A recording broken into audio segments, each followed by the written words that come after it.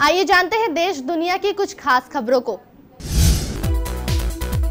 WHO ने दुनिया भर में हाइड्रोक्सीक्लोरोक्वीन के ट्रायल पर लगाई अस्थायी रोक।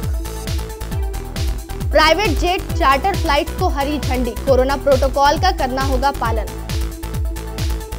गुजरात में टिड्डियों का आतंक जारी, किसान परेशान, पड़ी दोहरी मार। नेपाल को लेकर भारतीय सेना प्रमुख की टिप्पणी पर मिली कड़ी प्रतिक्रिया, चीन की तरफ से किया गया था इशारा। भारत में फंसे अपने नागरिकों को चीन ने दी वापस आने की अनुमति। लद्दाख में भारत और चीन की सेनाओं के बीच सबसे बड़े टकराव की आशंका। बिहार में 28 जिलों में 163 कोरोना संक्रमित मिले, अब तक मरीजों की संख्या बढ़कर 2737। पाकिस्तान की मिसाल देने वाली गोरखपुर की महिला टीचर निलंबित। हांगकांग पर शिकंजा कसने की तैयारी, चीन ने विरोध प्रदर्शनों को बताया आतंकवाद। देश में लगे लॉकडाउन और अर्थव्यवस्था को लेकर उद्योगपति आनंद महिंद्रा ने कही अहम बातें। HDFC Q4 रिजल्ट में 22% कम हुआ मुनाफा, 21 रुपए का डिविडेंड देने की घोषणा। करण जौहर के घर तक पहुंचा कोरोना, स्टाफ के 2 सदस्य पॉजिटिव निकले, बिल्डिंग के एक हिस्से में 14 दिन क्वारंटीन में रहेंगे। ईद के मौके पर नया गाना रिलीज कर सलमान खान ने फैन को दी ईदी। बलवीर सिंह सीनियर का हॉकी के जादूगर ध्यानचंद से कैसा कनेक्शन था। शादी की 25वीं सालगिरह पर सचिन तेंदुलकर ने परिवार को दिया खास सरप्राइज। विश्व स्वास्थ्य संगठन ने सोमवार को कोरोना वायरस से संक्रमित मरीजों के इलाज में इस्तेमाल की जा रही दवा हाइड्रोक्सीक्लोरोक्वीन पर अस्थायी तौर पर रोक लगा दी है। बता दें कि अमेरिका के राष्ट्रपति डोनाल्ड ट्रंप ने कोरोना मरीजों के इलाज के लिए इस दवा का समर्थन किया था। राष्ट्रपति ट्रंप ने यहां तक कहा था कि वह मलेरिया रोधी इस दवा को एहतियात के तौर पर स्वयं भी ले रहे हैं। बहरहाल इस संबंध में WHO के महानिदेशक टेड्रोस एडहोम घेब्रेयस ने एक पत्रकार वार्ता में बताया है कि हाइड्रोक्सीक्लोरोक्वीन पर अस्थायी रोक लगाई गई है। डाटा सुरक्षा निगरानी बोर्ड की ओर से इससे संबंधित अब तक प्राप्त हुए आंकड़ों का विश्लेषण और समीक्षा की जा रही है।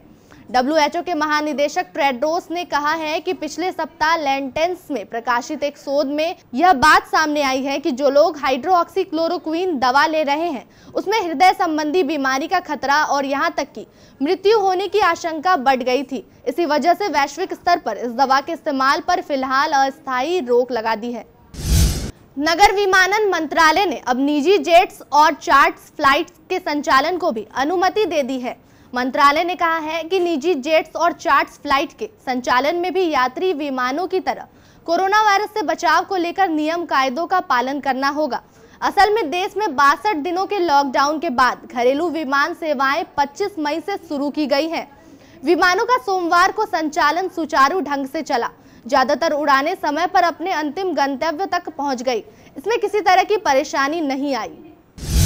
एक और जहां लॉकडाउन में किसानों को अपनी फसलों के सही दाम नहीं मिल पा रहे हैं, वहीं अमरेली जिले में अब जो फसल तैयार है उस पर टिड्डियों के आतंक ने किसानों की मुसीबत और बढ़ा दी है।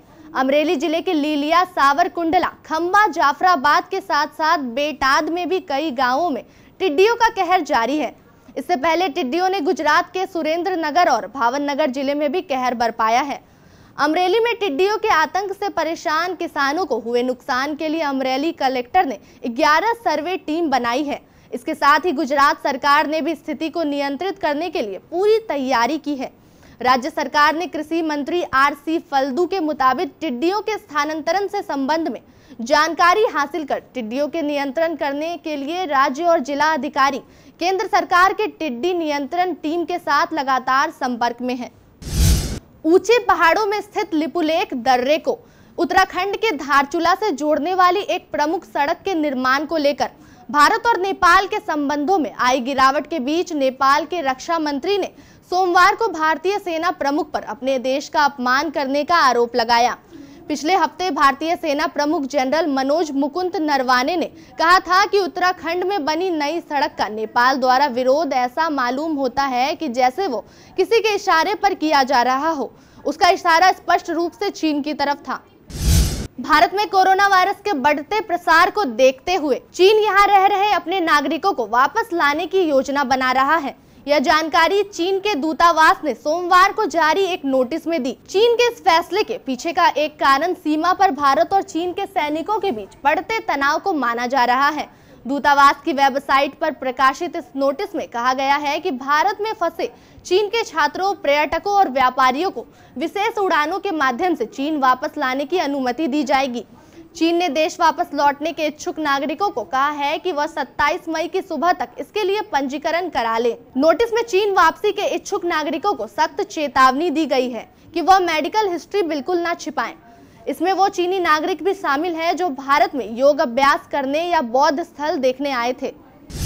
पूर्वी लद्दाख में वास्तविक नियंत्रण रेखा के पास कई क्षेत्रों में भारतीय और चीनी सैनिकों के बीच तनाव की स्थिति बरकरार है और 2017 के डोकलाम गतिरोध के बाद यह सबसे बड़ी सैन्य तनातनी का रूप ले सकती है।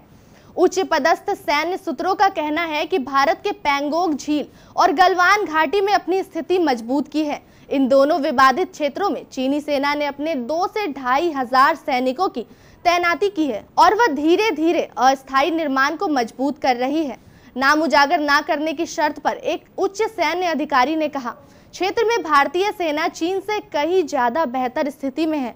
गलवान घाटी में दरबुक, श्योक, दौलत बेग ओल्डी सड़क के पास भारतीय चौकी KM 120 के अलावा कई महत्वपूर्ण ठिकानों के आसपास चीनी सैनिकों की उपस्थिति भारतीय सेना के लिए सबसे बड़ी चिंता का विषय है। बिहार में 51 नए कोरोना मरीज मिले हैं। सोमवार की देर रात कुल 28 जिलों में 163 कोरोना संक्रमित मिल चुके हैं। इसके साथ ही राज्य में पॉजिटिव मरीजों की संख्या बढ़कर 2,737 हो गई। स्वास्थ्य विभाग ने कोरोना को लेकर अपने तीसरे अपडेट में बताया कि वैशाली में 9, सारण में 1, गया में 4, पश्चिमी चंपारण में 5, सीतामढ़ी में 11, मुजफ्फरपुर में 1, पटना में 3, बेगूसराय में 8, औरंगाबाद में 7 और कटिहार में 2 नए कोरोना पॉजिटिव मिले हैं। अब तक कुल 28 जिलों में 163 पॉजिटिव मरीजों की पहचान की गई है। उत्तर प्रदेश के मुख्यमंत्री योगी आदित्यनाथ के गृहनगर गोरखनाथ में पाकिस्तान के उदाहरण से बच्चों को पढ़ाने वाली महिला टीचर को निलंबित कर दिया गया है। मामले की जांच भी शुरू हो गई है, जबकि महिला टीचर का कहना है कि उन्होंने गलती से ऐसा किया और इसके लिए माफी भी मांग ली। 2 दिन पहले गोरखपुर के GN पब्लिक स्कूल की एक टीचर शादाब खानम ने कक्षा 4 की ऑनलाइन क्लास में बच्चों को नाउन के कुछ उदाहरण व्हाट्सएप ग्रुप पर भेजे। यह उदाहरण कुछ ऐसे थे जिन्हें देखते ही कई बच्चों के अभिभावकों ने गंभीर आपत्ति जताई। शादाब खानम ने जो उदाहरण भेजे थे उसमें से कुछ इस प्रकार है। Pakistan is our dear homeland, I will join Pakistan army, Rashid Minhaj was a brave soldier. इन उदाहरणों को देखकर न सिर्फ अभिभावकों ने ऐतराज जताया बल्कि स्कूल प्रबंधक ने भी आपत्ति जताई। हांगकांग में चीन के प्रस्तावित सुरक्षा कानून की धमक सुनाई देने लगी है। हांगकांग में तैनात चीन के वरिष्ठ अधिकारी ने कहा है कि 2019 के आंदोलन में हुई कुछ गतिविधियां आतंकी वारदात की प्रकृति की थी। उनमें शामिल लोगों पर आतंकवाद की धाराएं लगनी चाहिए थी। इस बीच हांगकांग बार एसोसिएशन ने चेतावनी दी है कि हांगकांग पर कब्जे के लिए किया जा रहा है चीन का नया सुरक्षा कानून कोर्ट में टिक नहीं पाएगा। चीन को पूर्व ब्रिटिश उपनिवेश पर अपना सुरक्षा कानून थोपने का कानूनी अधिकार नहीं है। कोरोना वायरस के प्रसार के कारण देश में लागू लॉकडाउन के 2 महीने बीत चुके हैं। कोरोना वायरस के बढ़ते मामलों के कारण सरकार को चौथे चरण का लॉकडाउन घोषित करना पड़ा। हालांकि चौथे चरण के लॉकडाउन में काफी छूट दी गई है। रेल और घरेलू उड़ानें शुरू कर दी गई है। इसके बावजूद देश के कई लोगों का मानना है कि लॉकडाउन को खत्म करना चाहिए, जिससे अर्थव्यवस्था को गति मिलेगी। इसका समर्थन करने वालों में उद्योगपति और महिंद्रा समूह के चेयरमैन आनंद महिंद्रा भी शामिल हैं। सोशल मीडिया पर सक्रिय हो रहने वाले आनंद महिंद्रा ने सोमवार को लॉकडाउन को लेकर बयान दिया। उनका कहना है कि लॉकडाउन बढ़ना न सिर्फ अर्थव्यवस्था के लिए घातक होगा बल्कि एक नया स्वास्थ्य संकट भी पैदा करेगा। कोरोना वायरस के असर से अब तक कोई भी नहीं बच सका है, खासकर वो कंपनियां दुनिया भर में फैली हुई है। देश के सबसे प्राइवेट बैंक HDFC की ओर से तिमाही नतीजे HDFC Q4 नेट प्रॉफिट जारी किए गए हैं, जिसमें बैंक का मुनाफा पिछले साल के मुकाबले 22% कम हुआ। वहीं दूसरी ओर बैंक ने अपने निवेशकों को 21 रुपए प्रति शेयर डिविडेंड की घोषणा की है। प्रोड्यूसर डायरेक्टर करण जौहर ने सोमवार को बताया कि उनके 2 स्टाफ मेंबर्स में कोरोना वायरस का संक्रमण पाया गया है। करण जौहर ने बताया कि उन्होंने इस बात की जानकारी बीएमसी को दे दी है और दोनों संक्रमितों को घर के एक सेक्शन में क्वारंटीन कर दिया है। नियमों के मुताबिक पूरी इमारत को सैनिटाइज कर दिया गया है। करण जौहर मुंबई के कार्टर रोड स्थित यूनियन पार्क रेसिडेंसी नाम की हाई राइज बिल्डिंग में रहते हैं। उन्होंने यहां पर 8000 स्क्वायर फीट का सी फेसिंग डुप्लेक्स अपार्टमेंट करीब 32,000 करोड़ में खरीदा था। उनके साथ मां हीरू जौहर और दोनों जुड़वा बच्चे रूही और यश रहते हैं। करण जौहर के घर को शाहरुख खान की पत्नी गौरी खान ने डिजाइन किया है। ईद के मौके पर सलमान खान ने भाईचारे का संदेश देता हुआ अपना नया गाना रिलीज किया है। उल्लेखनीय है कि पनवेल फार्म हाउस में रहते हुए सलमान खान ने अपनी आवाज में तीसरा गाना रिलीज किया है। इससे पहले वो फार्म हाउस में प्यार कोरोना और तेरे बिना नाम के 2 अन्य गाने रिलीज कर चुके हैं। ईद का त्योहार और सलमान खान की फिल्म रिलीज होना पिछले काफी समय से एक साथ होता रहा है। सलमान के फैंस ईद के अवसर पर उनकी फिल्म रिलीज होने का बड़ी बेसब्री से इंतजार करते रहते हैं। इस साल भी Salman film Radhe your most wanted भाई ईद के अवसर पर रिलीज करने के लिए तैयार थे, लेकिन कोरोना वायरस महामारी के चलते फिल्म की रिलीज की तारीख को आगे बढ़ा दिया गया है। हालांकि भाईजान के फैंस को निराश होने की जरूरत नहीं, क्योंकि अभिनेता ईद के अवसर पर इस बार अपने फैंस के लिए कुछ नया सरप्राइज दिया है। सोमवार को ईद मुबारक के मौके पर एक स्पेशल म्यूजिक वीडियो रिलीज किया गया, जिसे सलमान ने खुद अपनी आवाज दी है। मेरी मुलाकात बलवीर सिंह जी से करीब 3 महीने पहले एक समारोह के दौरान हुई थी। तब बलवीर सिंह जी व्हील चेयर पर बैठे थे। तब मैं यही सोच रहा था कि यह वही इंसान है जिसे मैदान पर दौड़ कर गोल किए। कुदरत का कमाल देखिए, वही इंसान व्हील चेयर पर है। शायद यही जिंदगी है, हर एक के साथ कुछ न कुछ ऐसा होता है। यह कहना है भारत के पूर्व हॉकी खिलाड़ी और दादा ध्यानचंद के पुत्र अशोक कुमार का। सोमवार की सुबह यह बात जंगल में आग की तरह फैल गई कि हॉकी के महान खिलाड़ी बलवीर सिंह सीनियर दुनिया में नहीं रहे। जानलेवा कोरोना वायरस की वजह से पूरा विश्व परेशान है। इसकी वजह से अधिकतर देशों में लॉकडाउन हो रखा है। लॉकडाउन की वजह से सभी खेल गतिविधियां पर विराम लगा हुआ है और क्रिकेटर्स अपने अपने घरों में ही फैमिली संग समय बिता रहे हैं। लॉकडाउन के दौरान जन्मदिन, शादी की सालगिरह, त्योहार आदि जैसे खास दिन जो घर और बाहर धूम धमाके और भीड़ के साथ मनाए जाते थे, लॉकडाउन की वजह से सभी लोग इन सब खास दिनों को अपने घरों में ही रहकर सेलिब्रेट कर रहे हैं।